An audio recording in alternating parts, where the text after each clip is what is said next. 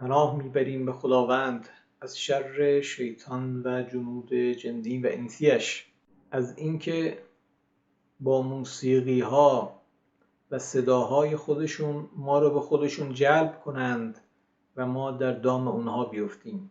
بسم الله عالم العلیم، به نام خداوندی که عالم است و از همه مدعیان علم دانشمندتر و علیم تر است.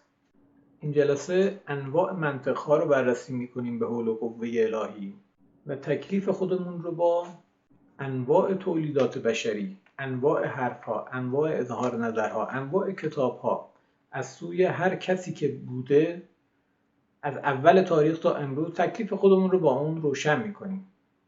خیلی خیلی جلسه مهمی است. عرض کردم مشاغل دنیا به طور کلی سه دستند: یا در حوزه نظریه پردازی، ایدئولوژی، دانشمندان هست، یا در حوزه نظام سازان هست که ما مدعی اون هستیم، یا در حوزه مدیران اجرایی از رؤسای جمهور، مدیران کل، رؤسای شرکت ها، رؤسای سازمان ها، رؤسای گروه ها، تا حتی سرپرست خانواده ها، تا اپراتور یک کامپیوتر و همه کسانی که یک چیزی رو دارن اداره میکنند.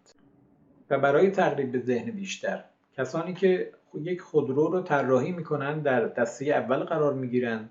کارخونه های ماشین سازی این قطعات تولید شده متکثر رو توسط دانشمندان میگیرند و اسمبل میکنن، سرهمبندی میکنن و یک خودروی قابل استفاده رو به شما تحویل میدن. حوزه نظام سازی است و رانندگان اون خودرو که از اون خدمات میگیرن، کار میکشن، در حوزه مدیران قرار میگیرن. این یک شابلون فهم پایه‌ای ماست که بدونیم ما چی کاریم تو این پروسه کلام. خب حوزه نظریه پردازان، قطعه سازان، کسانی که شابلون‌های فهم کوچیک کوچیک رو تولید کردن، عمرشون رو گذاشتن، یک جرعه نهایی بهش رسیدن، یک قاعده پایه، یک ضرب المثل، یک قانون طلایی رو کشف کردن. اون حوزه ما به عنوان نظامساز وارد نمیشیم. خیلی حوزه مهمیه. شاید 80% اهمیت جهان به کار اونها بستگی داره. کار انبیا، کار ائمه، کار همه مصلحان بشری. اون حوزه کار بسیار مهمیه. ولی ما اگر بخوایم مشغول اون حوزه بشیم، از حوزه خودمون که اسمبل کردن این قطعات منفصله هستش باز میمونیم. به اون حوزه درگیر نمیشیم. از این طرف خودمون رو سرگرم رانندگی با ماشین‌های بقیه نمی‌کنیم. ما باید این ماشین رو بروز کنیم، تحویل رانندگان بدیم تا ازش کار بکشند. ما این وسط کار داریم. ما از هر دو طرف تحت فشاریم. الان مثلا امروز تابستان 1402 به شدت مسئله خودرو مسئله شده برای کشور. انواع خودروهای خارجی وارد کشور شده. انواع شرکت‌های داخلی دارن خودروهای خارجی رو اسمبل میکنن. تولیدات به اصطلاح داخلی خودمون میلیونی دارن تولید میشن، اما هیچ کدوم مشکل ما رو حل نمیکنه، چون که ما این وسط نظامساز حوزه خودرو نداریم. چه نظامساز سطح تکنیکی، چه نظامساز سطح تاکتیکی، چه نظامساز سطح عملیاتی یا میان حاکمیتی، چه نظامساز سطح استراتژیک موضوع خودرو، چه نظامساز سطح ایدئولوژیک و قواعد پایه فیزیکی و مکانیکی اون. هیچ کدوم اینا رو ما نداریم. اینه که دچار این بدبختی هستیم که حالا در جای خودش انشالله بهش خواهیم پرداخت. پس با این ذهنیت وارد اصل موضوع میشیم. در حوزه منطق‌ها ما یک شابلون فهم پایه داریم. استاد حسن عباسی عمری رو گذاشتن، همه منطقه‌های غرب و شرق عالم رو بررسی کردن و در نهایت به این جدول طلایی رسیدند. خیلی برای ما ارزشمنده. ما این رو به عنوان پایه و اون جرعه نهایی حوزه تفکر میگیریم تو مشتمون و روی این تمرکز میکنیم. اون هزاران کتاب دیگر رو ولش کنید، بذارید کنار. این جدول رو ما خوب فهمیدیم، مجهز میشیم به حوزه منطق‌ها و منطق احسنی که باید بهش خودمون رو مجهز کنیم. بقیه منطق‌های الکی رو باید کنار بذاریم. هنر ما به عنوان نظامساز استفاده کردن از اینه، نه اینکه بریم یه ردیف دیگه به این جدول اضافه کنیم، یه شرح دیگه بر این جدول بزنیم، یه کار دیگه بکنیم، مثل اون کاری که حوزه علمیه در درس خارج میکنه. حاشیه زدن به درس‌های پیشینیان. نه، این روش مورد نظر ما نیست. ما این رو مبنا قرار میدیم، باهاش نظاماتی که میخوایم بسازیم رو جلو میبریم. منطق پارمنیدس و منطق هراکلیتوس. اولا فریب این اسمای قلمبه سلمبه رو نخورید. این پسفندایی که انتهای کلمات یونانی هستش یا پسفندایی که انتهای زبان روسی هست، اوف اضافه میکنن، اینا یه سری قاعده های زبانی داره که نیاز نیست ما به عنوان نظام ساز بخوایم درگیرش بشیم. اصلا هم درگیر این که حالا مثلا یعنی چی پارمنیدس، تو این حوزه نرید. ببینید حرفش چی بوده، اون حرفش درسته یا غلطه. اگه درسته قبولش کنید، ازش استفاده کنید، اگر غلطه که بندازیدش دور. همین حد کفایت میکنه. پس تا یک نفر به شما میگه هراکلیتوس، فیثاغورس، ارسطاطالیس، اسمای عجق وجق اینجوری، شما عقب نشینی نکنید، کنار نزنید، محکم سر جای خودتون میستید و میگید خب هر کسی که تو گفتی حرفش چیه؟ اون حرف نهاییش رو که وقتی به شما زدن شما قضاوت میکنید آیا منطبق با منطق توحیدی هست یا نه. اگر بود که هیچ، اگر نبود که میندازیش کنار و مهر ابطال بهش میزنید، میگید آقا من قبول ندارم. 90% کار یک نظام ساز اینه، استفاده از منطق توحیدی. حالا اجزاش رو خدمتتون عرض میکنم. خب منطق پارمنیدس، منطق هراکلیتوس و منطق حد وسط ارسطویی رو، این ستا رو باید با همدیگه بفهمید. هراکلیتوس در افراط میگه همه چیز در حال تغییر کردنه، مثل آب روانی که در جاری است و این آبی که الان میبینیم اون آب یک ثانیه قبل نیستش، پس همه چیز در حال تغییر کردنه، حد افراط. از اون طرف پارمنیدس میگه هیچ چیز تغییر نمیکنه، این کوه مال میلیون ها سال پیشه، الان هم هست، این میلیون ها سال دیگه هم هستش. این زمین سر جای خودش داره چندین میلیون سال میچرخه، چندین میلیون سال دیگه هم سر جاشه. این نظام خورشید و زمین نسبتشون مشخص، این کهکشان‌ها همه چیز ثابت، یک حد افراد، یک حد تفرید. و حالا ارسطو میاد میگه که نه خیر، نه حرف تو نه حرف تو، یه حد وسطی میگیریم. یعنی یه جاهایی در حال تغییر کردن دنیا، یه جاهایی دنیا ثابته. هر کدوم از این ستا که بهتون گفتم بهش یک دستگاه منطقی، یک ماشین منطقی گفته می شود.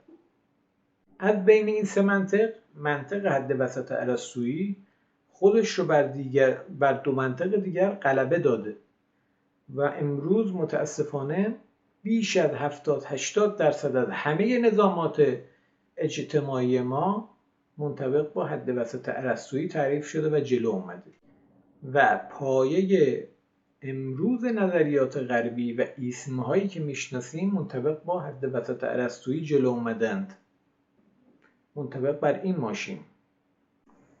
خب نمیخوام تو اینو بمونید، مباحث منطق بسیار بسیار خطرناکه. اگر یک جزءش رو شما غلط تو ذهنتون بشینه، بلایی سرتون میاد که تا ابد، تا آخر عمرتون، تا ابد فقط محصول اشتباه، کارکرد اشتباه، یک خروجی اشتباه، یک تصمیم اشتباه از شما بیرون میاد. مثل یک دستگاه پرسی در نظر بگیرید که قالبش خراب شده باشه، هر چی ورق بهش میدید به شما محصول غلط و اشتباهی رو بهتون میده. دستگاه منطقیتون به شدت حساس باشید بهش، تمام پیچ و مهرهاش رو نو کنید، مرتب درست بهش بزنید، مرتب به روز نگهش دارید تا بهتون جواب درست بده، محصول درست بده، فکر درست بده، تصمیم درست بهتون بده. خب به این نتیجه رسیدم که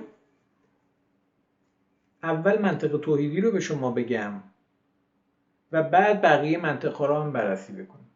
شما اگر این اصل رو خوب متوجه شده باشید و به ذهنتون بشینه، ابطال بقیه گزینه‌های انواع منطق‌ها هم براتون راحت‌تر و شدنی‌تره.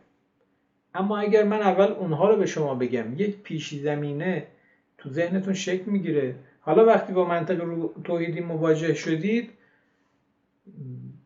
یک صعوبتی برمیخورید، کارتون قفل میشه. خیلی از شما ممکنه این وسط له بشید. بنابراین تصمیم گرفتم اول به شما منطق توحیدی رو بگم. منطق توحیدی شاهکار قرآنه.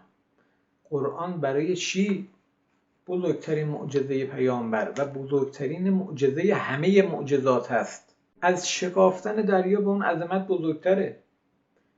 البته نه برای هر کس، هر کسی هم نمیتونه بفهمه اون رو. برای یه عده خاص، مثلا زمان حضرت موسی که اون معجزه عظیم اتفاق افتاد، همه انسان ها مؤمن شدن؟ نه، یه چند تا انسان به درد بخور خداوند مؤمن شدن که اون معجزه برای اونها کار کرد و اونها رو متعالی کرد. بقیه جهنمی شدند. اینجا هم همینه. قرآن قرار نیست همه انسان ها رو با هم متوجه اعجاز خودش بکنه. نه، یه عده آدم خاص هستن که خدا برای اونها معجزه قرار داد قرآن رو. منطق توحیدی اعجاز قرآن. خود قرآن بزرگترین معجزه است و در داخل قرآن منطق توحیدی مهمترین چیزی است که شما میتونید از قرآن برداشت بکنید و به کار ببرید. منطق توحیدی فقط در عالم جعل جواب میده، در حوزه عالم خلق نیست. در جلسات گذشته مفصل راجع به تفکیک عالم خلق از جعل خدمتتون عرض کردم. قواعد حاکم بر عالم خلق متفاوت از قواعد حاکم بر عالم جعل است. نمیتونید با هم دیگه قاطیشون کنید. خیلی خلاصه، منطق توحیدی یعنی بپذیرید جایگاه‌های مفاهیم رو در عالم جعل. یعنی بپذیرید که یک راستی وجود دارد و یک دروغ، یک صدق، یک کذب، یک ایمان، یک کفر، یک حقیقت، یک باطلیت، یک سعادت، یک شقاوت، یک فلاح و رستگاری، یک شقاوت و نیستی. همه گزاره های ستون حق اسانسشون، مایشون، درونشون، جنسشون یکیه. از یک منبع نور ساطع شدند. همون چیزهایی است که خداوند جعل کرده، همون درستی هاست. از این طرف ستون باطل از یک جنسش و اسانسش از یک سیاهی، از یک ظلمات نشأت گرفتند و از یک منبع ظلماتی نشأت گرفتند که ما اون رو به عنوان ابلیس و اراده به عنوان اراده ابلیس که مظهر تکبر، حسد و حرص هستش، این رو میشناسیم. پس اولا منطق توحیدی چی میگه؟ میگه این دوتا جایگاه ها رو بشناس.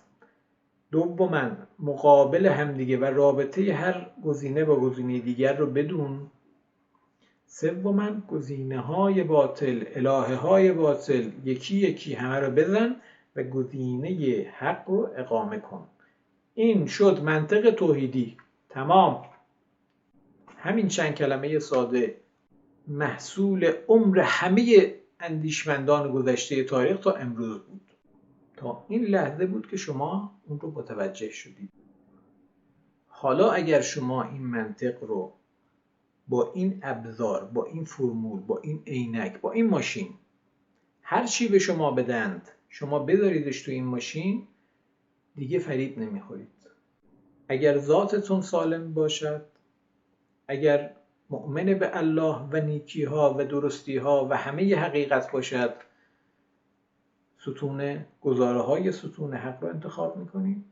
و اگر برعکس شیطان در نطفه شما، در مال شما، در لقمه شما شراکت داشته باشد، گزینه های باطل رو انتخاب میکنید و به عناد با اهل حق میپردازید، به عناد و دشمنی با انبیا، صلحا. اونها رو زندانی میکنید، اونها رو به قتل میرسونید، اونها رو تحت فشار قرار میدید. همه ابرطبقه که گردانندگان امروز جهان خودشون رو میدونند، همشون تک تکشون خودشون رو مجهز کردن به این صفات ستون باطل. بله، شاید یک نماد و ظهور مثلا زیبایی داشته باشند که اکثرا ریاست. شاید مثلا خیریه های بزرگی رو راه انداخته باشند که ریاست و دروغ است و در ذاتش دارن اموال و جان میلیاردها انسان رو تلف میکنند، حروم میکنند، میگیرند، دزدی میکنند ازشون. اما همشون در دسته باطل قرار میگیرند.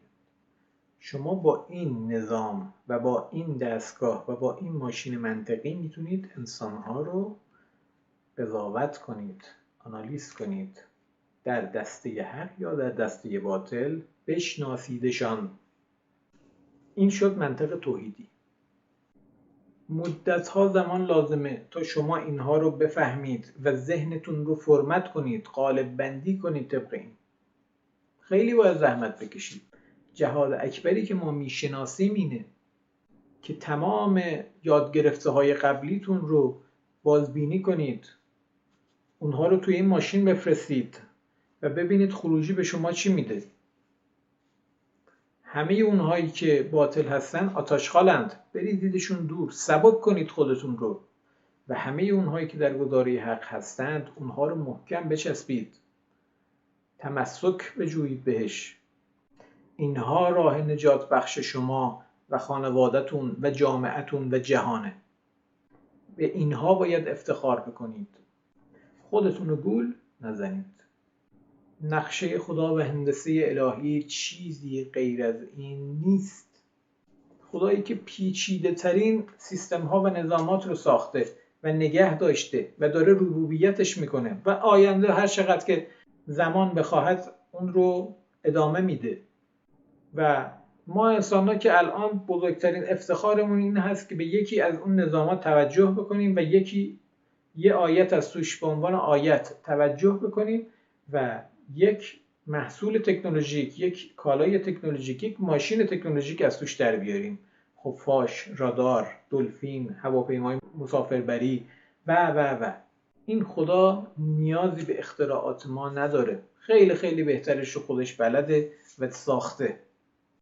نقشه خدا و هندسه الهی اینه که اشرف مخلوقاتش با اراده خودش گزاره های ستون حق رو انتخاب کند و لیاقت و به همه جهانیان و مخلوقات دیگر ثابت شود که لیاقت جانشینی اولوالامر رو دارد. همین. پس ستون دوم کار خدا نیست، کار ابلیس و شیاطین جنیش و انسان‌هایی که پیرو شیطان هستن. کار ایناست. تقریبا همه ایسم‌های غربی که امروز در ترانسمدرنیسم به سیتانیسم رسیدند، همه اونها توی این دسته قرار میگیرن. این که ما اینقدر با فلسفه و حوزه تمدن غرب در حوزه عالم جل و علوم انسانی مشکل داریم، دشمنی میکنیم، به این خاطره که تهش اونا رسیدن به اصالت شیطان و گزاره های باطل و انتخاب اینها یعنی نابودی ما، نابودی خانواده هامون، نابودی کشورمون، نابودی جهان، نابودی کل بشریت، نابودی هدف خلقت. نکته اساسی اینجاست. نمی شود منطق هایی که در عالم خلق معتبر هستند و درستند رو بر عالم جل منطبق کرد. هر کدوم در حوزه خودش باید شناخته بشه. اگر حد وسط ارسطویی از عالم خلق گرفته بشه و به عالم جل آورده باشه، خروجی تصمیماتی که به شما میده قطعاً غلط است و باطل است. قطعاً. منطق توحیدی 0 و 1 است. در نهایت به شما 2 گزاره میده.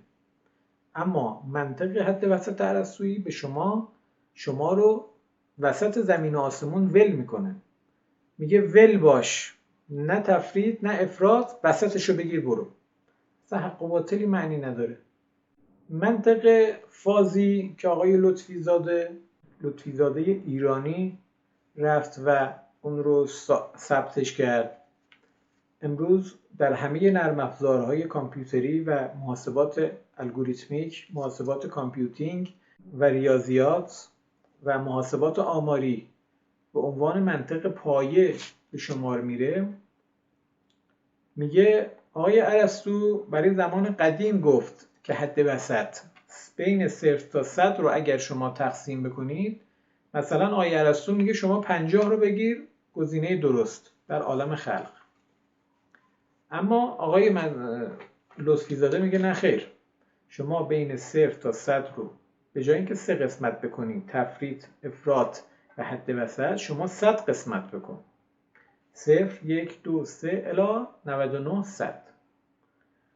و گزینه درست یکی تو این حوزه هاست، یکی از این 100 تاست. مثلا اگر 1000 قسمت بکنی یکی از این 1000 تاست. خب در عالم خلق کاملا درسته، ما باش موافقیم.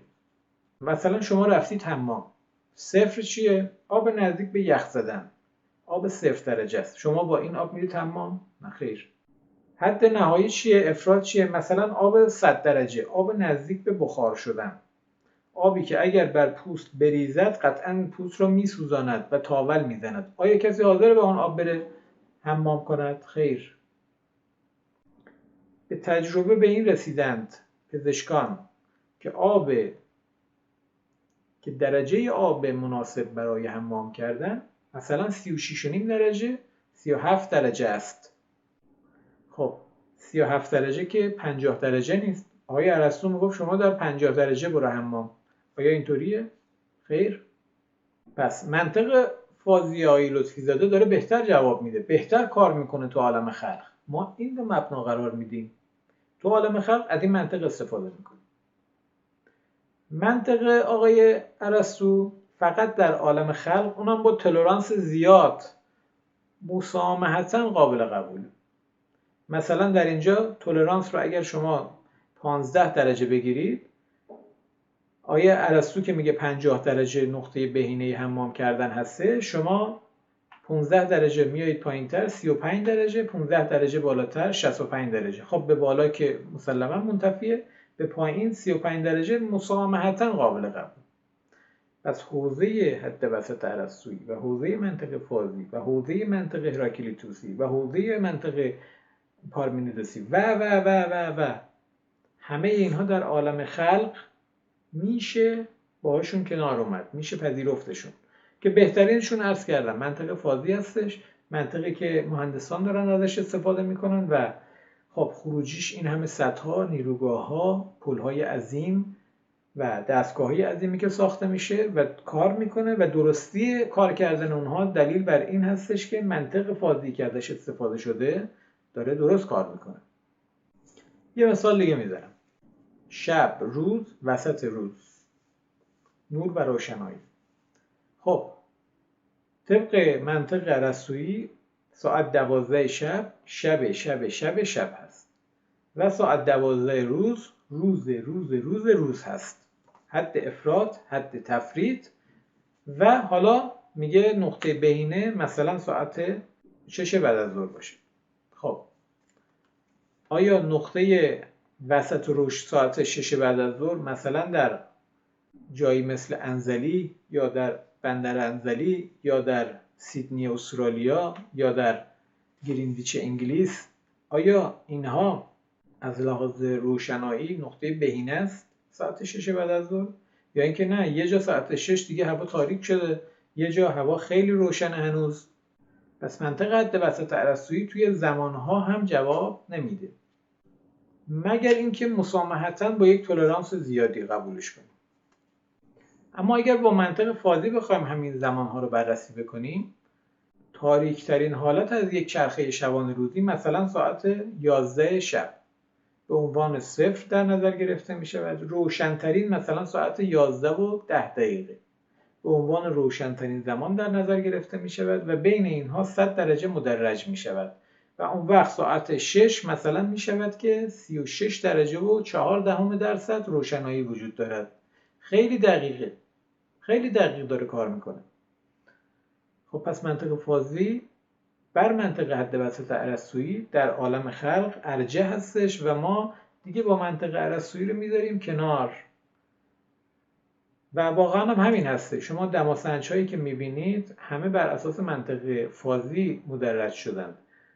تمام پیچ و مهره ها، تمام نظام مهندسی، تمام کتاب‌های پایه، جداول پایه مواد، متالورژی، برق، مکانیک، عمران و همه اینا بر اساس منطق فاضی مدرج شدن و میبینیم که دارن کار میکنن و جواب مناسبی هم دادن. پس به نظرم همه اون منطقهای اضافی رو بریزید دور از ذهنتون. پارمنیدس و آناکسیمندر و فلان و اینا رو بریزید دور. حد وسط ارسطویی رو در حوزه عالم خلق هم بریزید دور. ما داریم به جاش از منطق فاضی استفاده میکنیم، خوبم داریم جواب میگیریم. و کلا این دوتا منطق رو خوب بشناسید. در عالم جل که حوزه اختیارات انسان هست که و دوتایی های ذیل ستون حق و ستون باطل، اینجا از منطق توحیدی استفاده میکنید و در عالم خلق، عالم مادیات، از منطق فاضی استفاده میکنید و امورات روزمره رو باهاش مدرج میکنید، کارا رو جلو میبرید. همین دوتا منطق رو خوب بشناسید کفایت میکنه و بسیار دقت بکنید که هیچ کدوم رو جای دیگه استفاده نکنید. اگر منطق فاضی رو شما بیارید در عالم جل، افتضاح به بار میاد، افتضاح میشه. نمیشه بین حق و باطل 100 درجه مدرج کرد و بگیم نقطه درست یه چیز اون وسط هست. حرفی که مثلا آقای روحانی زد، گفت ما اعتدالیم و آقای مصباح اومد جوابش رو داد، از حد وسط ارسطویی اعتدال در نمیاد. نمیشه بین حق و باطل، بین کفر و ایمان افراد و تفریطی تعریف کرد و وسطش رو به عنوان نقطه درست و اعتدال تعریف کرد. غلطه و پوچ کردش. حوزه هنوز هم درگیر این مسئله است و نتونسته رد بشه ازش متاسفانه، که حالا بعضی از نکاتش رو میگم خدمتتون. از اون طرف اگر شما فقط دوتایی منطق توحیدی رو بیارید در عالم جل، اصلا معنی نمیده. شما در عالم جل با مادیات سر کار دارید، با انواع جمادات سر کار دارید، نباتات سر کار دارید، انواع حیوانات سر کار دارید. خب مثلا کفر ایمان به چطور میخواید در مورد اونها تصمیم گیری بکنید؟ اونها که موجودات مختاری نیستن، اونها مجبورن و باید طبق همون قانون و خلقتی که خدا اونها رو خلق کرده ایفای نقش کنن، وظیفه‌شون رو انجام بدن. اصلا حوزه اختیار نیستش که بخواد شما از منطق توحیدی در اونها استفاده بکنید. توهماتی که حالا برخی از عرفان‌ها دنبالش هستن که بگن نه خیر، ما میخواهیم مثلا این قطار رو نگه داریم، آی قطار بهت دستور میدهیم که بایست. قطار اختیار نداره. اگر هم قرار بشه بایستد، اذنش باید از جای دیگه صادر بشه. اگر هم قراره که معجزاتی اتفاق بیفتد، اذنش رو کس دیگه ای میده و به حرف من و تو گناهکار هزار جور مسئله دار به ماها نیستش. بله، اگر شما موسایی شدید در اوج مقام انسانیت و توحید و اون وقت برای رسالت قومی برگزیده شدید و مقابل دشمن قوی مثل فرعون به شما مأموریت داده شد، آن وقت خداوند به شما اذن میدهد که وقتی عصا رو میاندازید تبدیل به اژدها شود. مسیرش از این طریقه. اینکه مرتاضهای هندی خودشون رو سر کار گذاشتن با انواع دروغ‌ها و دغل‌ها، اصلا اونا رو بریدید دور. در عالم جل فقط منطق توحیدی، در عالم خلق فقط منطق فاضی. خب این وسط یه مکتبی وجود داره به اسم مکتب کنفوسیوس. حوزه چین، حوزه کشورهای آسیای جنوب شرقی درگیر این حوزه‌اند. ماشین ذهنیشون در بهترین حالت، حالا متفکراشون رو میگم، لیبرالاشون رو نمیگم، در بهترین حالت مبتنی بر این ماشین داره کار میکنه و متاسفانه غلط داره کار میکنه. همونطور که در عکس هم میبینید، میگن این آب سرد حد وسط است. اگر یخ بزند یانگ و اگر بخار شود ین، و این ماده اولیش یکیه، مدام به همدیگه تبدیل میشن. ین در درون یانگ قرار دارد، یانگ در درون ین قرار دارد. خب این همون اصل سنویت‌های متضاد ضروریه. زن و مرد، شب و روز، سرما گرما، همه اینها مال عالم خلقه و اتفاقا یه پله از منطق حد وسط ارسطویی هم ضعیف‌تره، مبهمه، گنگه، خودشون هم نمیدونن چی میشه آخرش. یه چرخه است. از این جهت نکته مثبتیه. یه چرخه دیده جهان طبیعت رو که مدام در حال چرخیدنه و مدام در حال تبدیل شدن به همدیگه هستن. ظاهرش جنگ و تضاده ولی باطنش یکیه. این همانی پارمینیدس. خلاصه تو عالم خلق هم جواب نمیده. حالا کار بدتری که کردن چیه؟ این از اینجا برداشتن آوردن تو عالم جل و موضوعات عالم جل رو با این قالب ذهنی میخوان بفهمند. نه یکی دو نفر، چند میلیارد نفر در گذشته و حال امروز جهان. خیر و شری نیست. خیر از درون شر به وجود میاد، شر از درون خیر به وجود میاد. آیا اینجوریه؟ خیر از درون شر به وجود میاد؟ بله، ما داریم ان مع العسر یسرا، اما اون یه مفهوم دیگه است، این یه مفهوم دیگه است. یه نفر یا خیر است یا شرور. نمیتواند شرور باشد و بعد از وسطش یه دفعه خیر در بیاد. نه خیر، غلطه.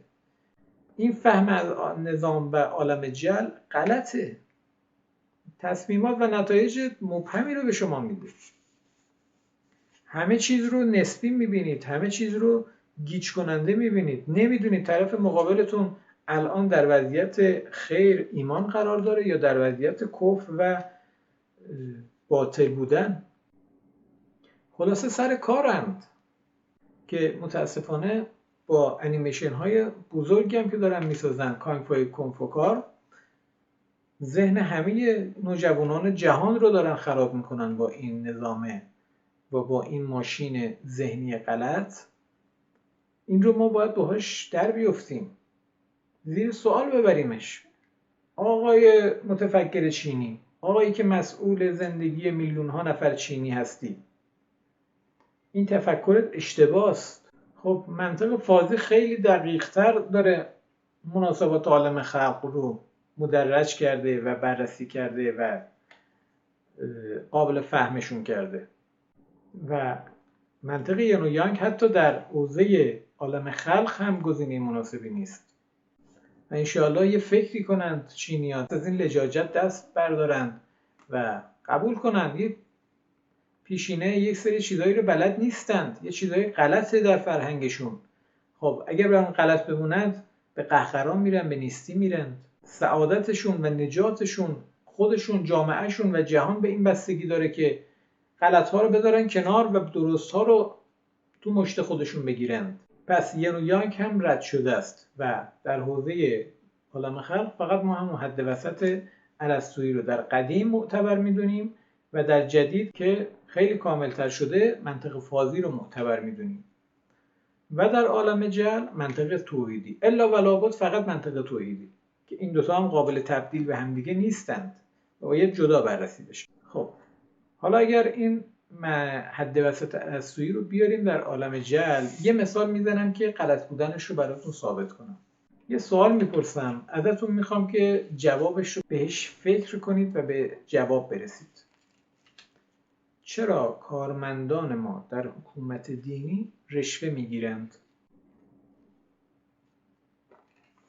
رشوه پول حرام است. ظاهرش رو میبینی نماز میخونه، مقید نشون میده خودش رو، اما رشوه میگیره. چرا رئیس بانک مرکزی ما، خاوری ملعون، چند هزار میلیارد دزدی میکند و به کانادا فرار میکند؟ چرا یک جوان مستعدی به نام زنجانی یک مافیایی درست میکنه، یک سازوکاری رو رقم میزنه که میلیاردها تومان از قبلش پول به وجود میاد و شرکت‌های هواپیمایی خارجی انواع املاک رو میخره و یک فساد گسترده‌ای رو در کشور رقم میزنه؟ چرا؟ مگه اینها در نظام آموزش پرورش حکومت دینی بزرگ نشدند؟ چرا در نهایت این گزاره‌های غلط رو انتخاب کردند؟ چرا به جای اینکه امانتداری رو انتخاب کنند، دزدی رو انتخاب کردند؟ در حالی که در بسیاری موارد امانتدار بودند، سالها کارشون رو درست انجام میدادند. چرا بعضی از مأموران آگاهی ما تا یک پول یک جوری بهشون نرسونید براتون کار انجام نمیدند؟ خیلی بهش فکر بکنید. میترسم بعداً نتونم جوابش رو بهتون برسونم. جوابش رو میگم، اما خوب بهش فکر بکنید تا جذبتون بشه. شما وقتی حد وسط ارسطویی رو از عالم خلق برداشتید آوردید در عالم جل، تصمیمات و زندگی شما رو ویران میکنه. دیگه برای شما امانتداری و خیانت 0 تا 100 تقسیم بندی میشه. شما خودتون رو امانتدار 100% نمیبینید. شما منظورم اون کارمندی که عمل خلافی کرده و ضمناً خودتون رو ملحد و کافر 100% هم نمیبینید. یه چیز این وسط مسطا، ول، رها، لیبرالیسم یعنی رها بودن این وسط، یعنی حد بالا و حد پایین ول کن، این وسط مسطا باش. گاهی پول و رشوه بگیر و گاهی کارت رو درست انجام بده. این حالت درجات مختلفی از نفاق رو به وجود میاره. اگر با منطق فاضی به این حوزه نگاه بکنید، مثلا اگر 1% شما رشوه بگیرید، دزدی کنید، دروغ بگید، شما 1% منافقید. اگر 99% این کار رو انجام بدید، 99% شما منافقید. پس امثال این معاون دستگاه قضا تبری که اون فسادهای بزرگ رو انجام داد، رشوه‌های کلان رو گرفت، 99% منافقه. علتش هم اینه که این منطق غلط حد وسط ارسطویی تو ذهنش نشسته. پس اگر شما روی مسئله منطق ها مسلط نباشید، در نهایت مدیران شما که قرار اون سیستم رو راهبری کنن، اون ماشینی که ساخته شده، از اون نظامی که ساخته شده رو راهبری بکنن، به قهقرا میبرن شما رو. خیلی باید روی منطق ها حساس باشید. در منطق توحیدی، در عالم جبر، فقط و فقط 2 گزینه وجود داره. در هر موضوع و گزاره و پروژه و امتحانی که شما در اون قرار میگیرید، فقط 2 گزینه وجود داره، یا حق یا باطل، یا امانتداری یا خیانت، یا درست یا غلط. و جوان مؤمن انقلابی که مدعی زمین سازی ظهور است، باید گزینه باطل رو بزند و گزینه حق رو اقامه کند. اهمیت مباحث نظامسازی اینجاست. پس اینها رو جزو مباحث انتزاعیات در نظر نگیرید. اتفاقا محل اصلی دعوای یک نظامساز در نهایت به اینجاها میرسه. یه مثال دیگه میزنم. چرا حوزه‌های علمیه ما در 1350 سال پس از اسلام نتونستن انقلاب کنند و چرا بعد از انقلاب 43 سال که میگذره است هنوز گیج و منگند و نتوانستن نظامات حکومت انقلاب اسلامی رو تدوین کنند و در معرض انتخاب ولی امر قرار بدند؟ چرا؟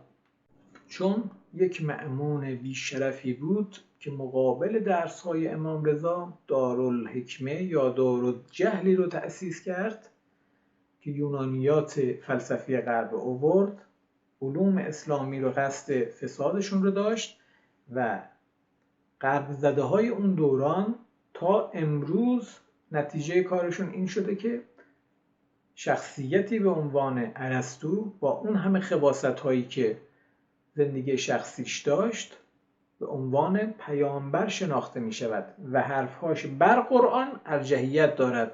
قرآن رو به شما اگر بخوام توضیح بدن، اول به شما ارسطو میگن و بعد اگر حرفی با منطق ارسطویی مطابقت داشت، اون رو به عنوان کلام قرآن میپذیرند و در غیر این صورت رد میکنند. التقاط خیانتی بزرگ به اسلام و مسلمین که همچنان جاری است. جوان پاک مؤمن به عشق امام خمینی، به عشق امام خامنه‌ای میره در حوزه با یک ذهن خالی، با یک زمین بکر و اونجا محاصره میشه با این هلنیات، با این منطقهای عجق وجق شرق و غرب. اخته میشه، گیج میشه، از کار میفته، اصلا بهش منطق توحیدی درس داده نمیشه و اینطوری کسی که میتوانست و کسی که میخواست امام خمینی بشه، اینطوری میره و به یک ضد امام خامنه‌ای تبدیل میشه. برای امام شاخ و شونه میکشه. امثال آقا میری ها، امثال نقویان، امثال فلان و فلان و فلان و فلان. امروز کسی رو داریم نوه دختری آقای بروجردی و یک ریش و شمایل و هیبت خاص دینی برای خودش قائله، اما میاد میگه که پیامبر کارل مارکس نیست که مدل اقتصادی به ما بدهد.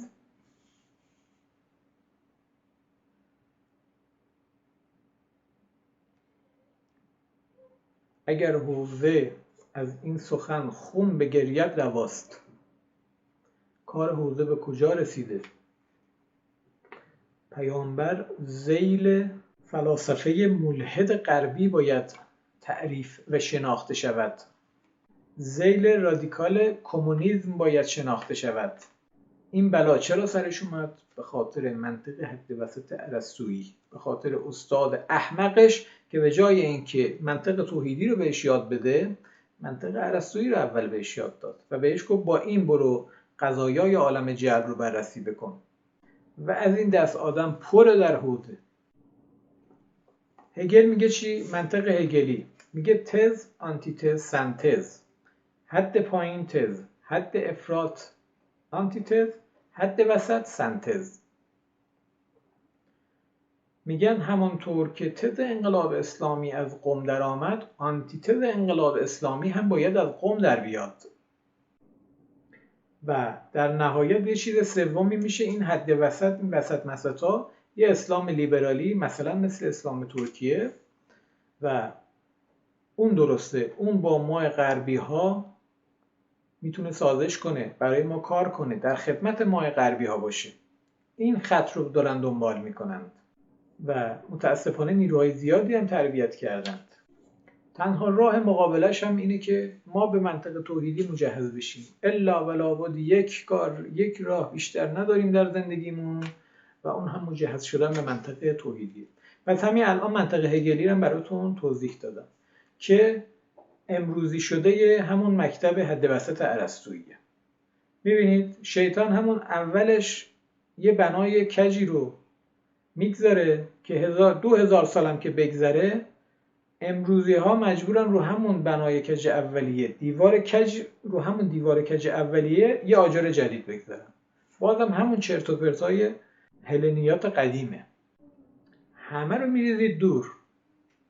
نظام ساز انقلاب اسلامی به دو منطق مجهز میشه، بقیه رو کاری نداره. در عالم خلق منطق فازی و در عالم جعل منطق توحیدی.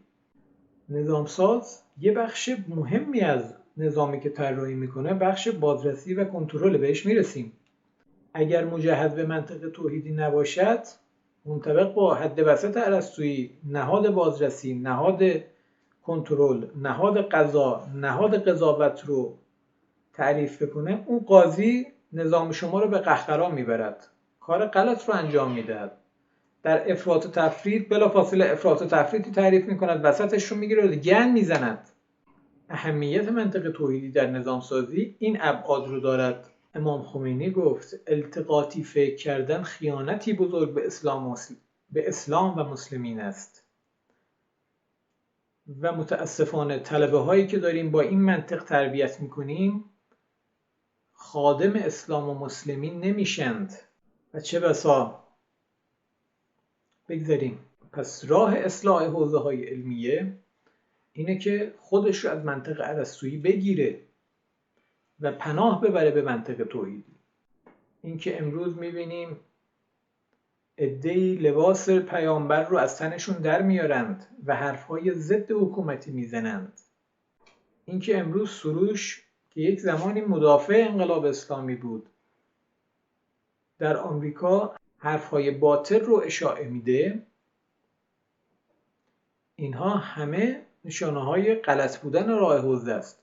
یه قوه عاقله‌ای که در حوزه حاکم هستش باید این نشانه‌ها و خروجی‌های غلط رو ببینه و پیچ جاهایی که دارن غلط کار میکنن رو بپیچونه، گوششون رو بپیچونه.